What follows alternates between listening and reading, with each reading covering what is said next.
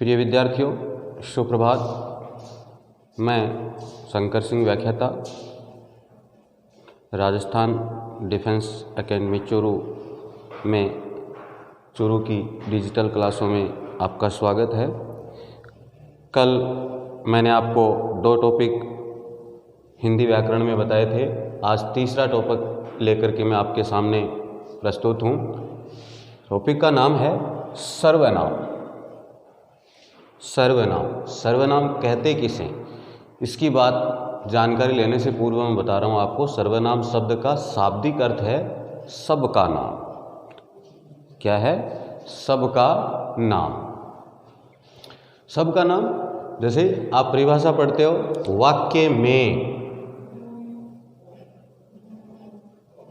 वाक्य में संज्ञा की पुनरावृत्ति को दूर करने के लिए संज्ञा के स्थान पर प्रयोग किए जाने वाले शब्दों को सर्वनाम कहते हैं।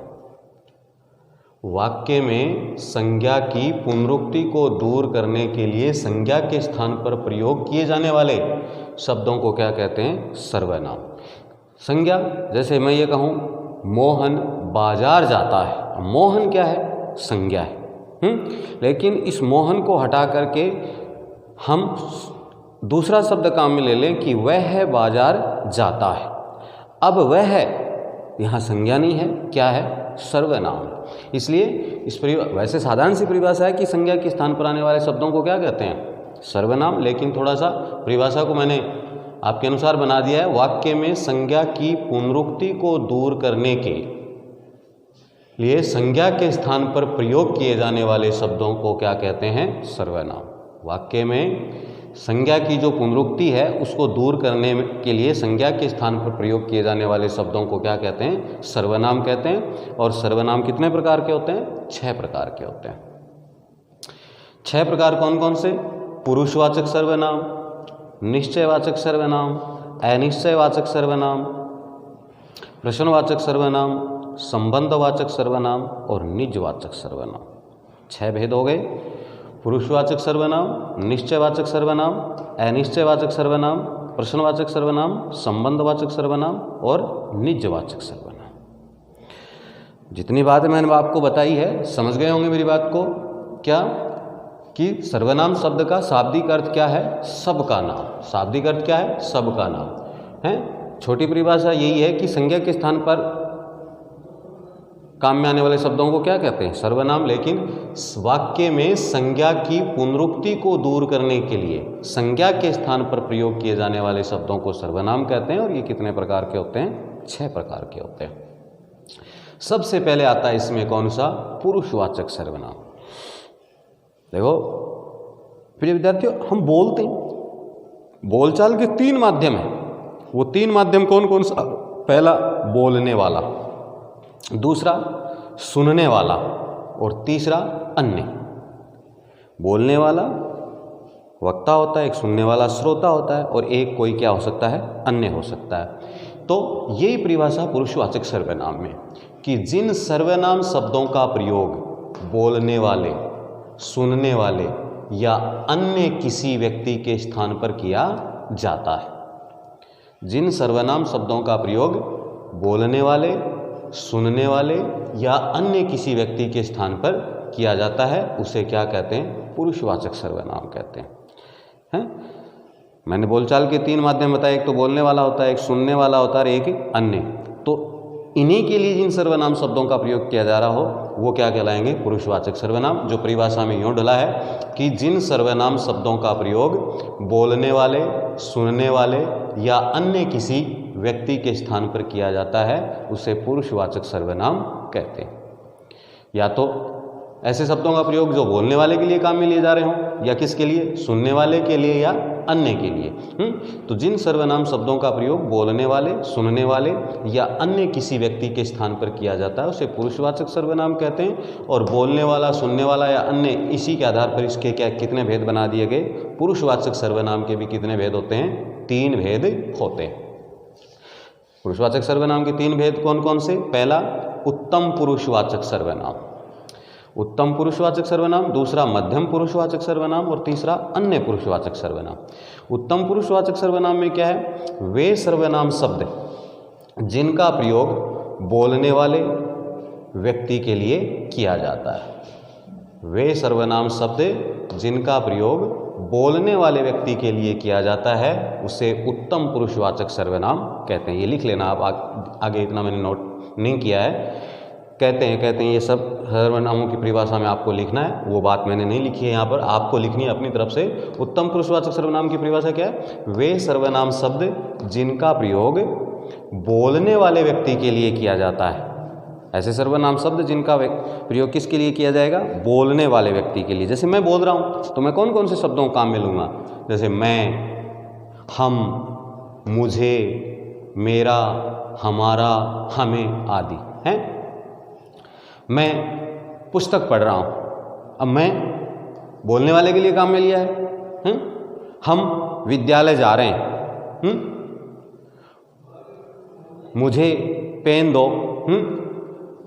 ये मेरा विद्यालय है, हमारा घर है। तो कहने का अभिप्राय जिन सर्वनाम शब्दों का प्रयोग बोलने वाले व्यक्ति के लिए किया जाता है उसे क्या कहते हैं? उत्तम पुरुषवाचक सर्वनाम। ये आप शब्द ध्यान में रखोगे, इन शब्दों से आप सुगमता से सर्वनाम को पहचान जाओगे कि इसमें कौन सा सर्वनाम है।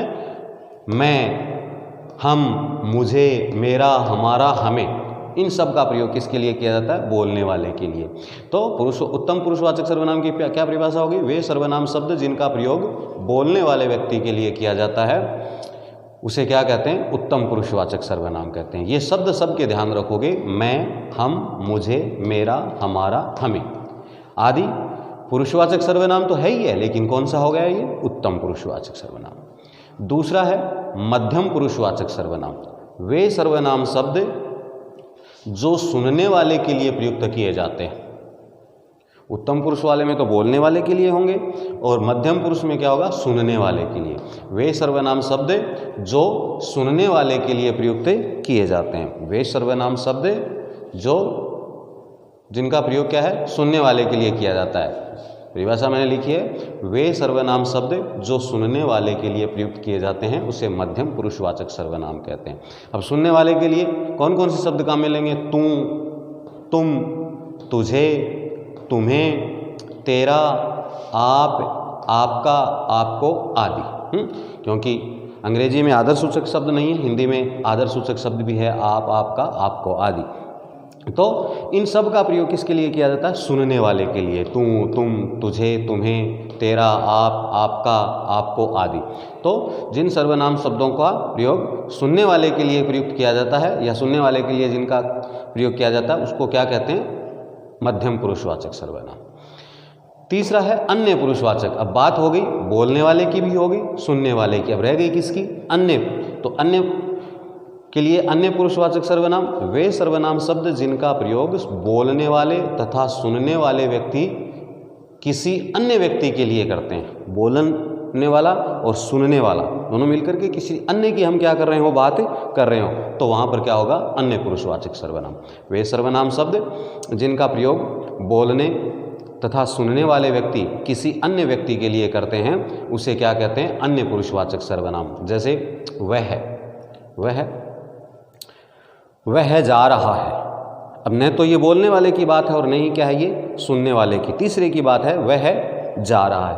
वह, वे, उन्हें, उसे, उसका, इसे, इसका आदि।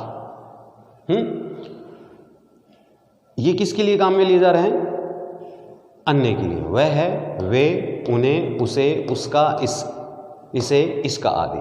तो अन्य पुरुष की क्या परिभाषा होगी? वे सर्वनाम शब्द जिनका प्रयोग बोलने वाला तथा सुनने वाले व्यक्ति किसी अन्य व्यक्ति के लिए करते हैं उसे क्या कहेंगे? अन्य पुरुषवाचक सर्वनाम। जैसे वह है, वे, उन्हें, उसे, उसका, इसे, इसका आदि। दूसरा सर्वनाम बच गया आपका निश्चयवाचक सर्वनाम। निश्चयवाचक नाम में ही परिभाषा छिपी हुई है कि वे सर्वनाम जो किसी निश्चित व्यक्ति या वस्तु का बोध कराते हैं उसे क्या कहते हैं? निश्चयवाचक सर्वनाम कहते हैं।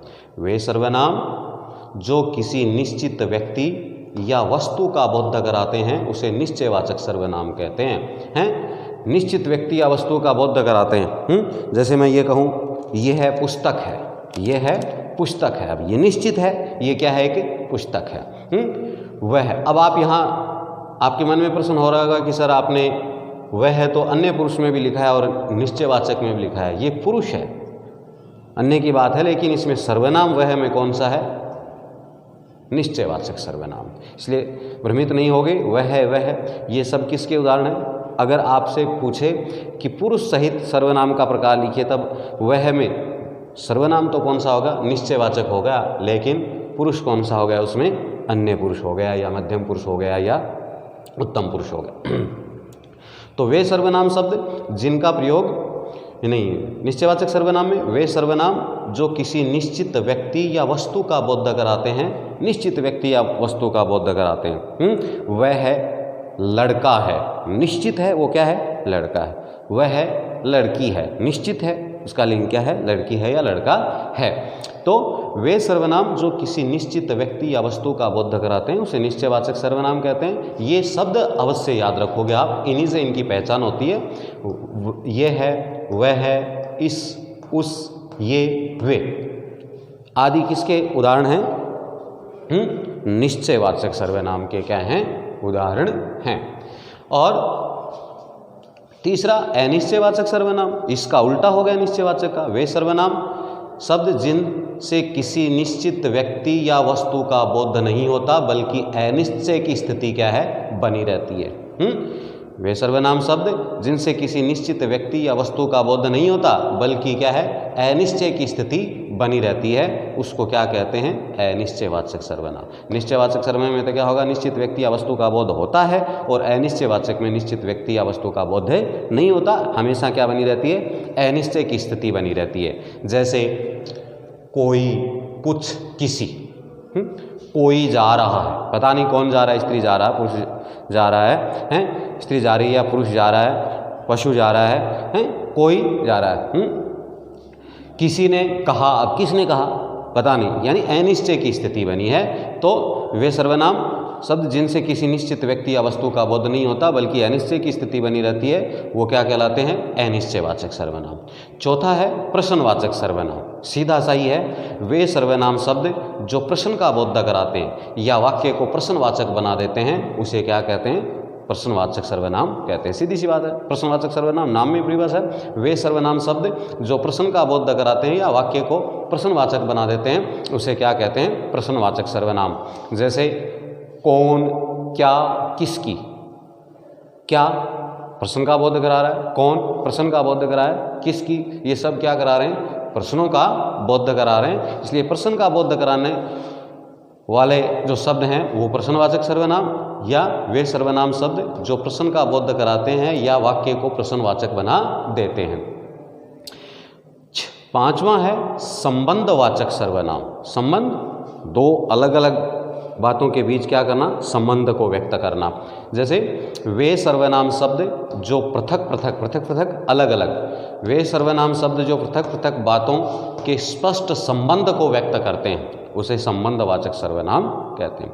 वे सर्वनाम शब्द जो पृथक बातों के स्पष्ट संबंध को व्यक्त करते हैं, उसे क्या है, संबंधवाचक सर्वनाम कहते हैं। जैसे जो वह, जो पढ़ेगा वह उत्तीर्ण होगा, जो सो, जिसकी उसकी, जितना उतना, जितना है उतना, जितना उतना, जो वह है, जो सो, जिसकी उसकी आदि, ये किसके हैं, संबंधवाचक सर्वनाम के उदाहरण हैं, जो दो अलग अलग बातों के मध्य क्या करते हैं, संबंध स्थापित करते हैं। जैसे जो पढ़ेगा वह उत्तीर्ण होगा, हैं, जितना घी डालोगे हैं उतना ही नहीं, जितना मीठा डालोगे उतना ही क्या होगा, मीठा होगा। मतलब कैसे भी उदाहरण बनाओ आप, तो दो अलग अलग बातों के मध्य क्या करते हैं, संबंध को स्थापित करते हैं, वो क्या कहलाते हैं, संबंधवाचक सर्वनाम कहलाते हैं।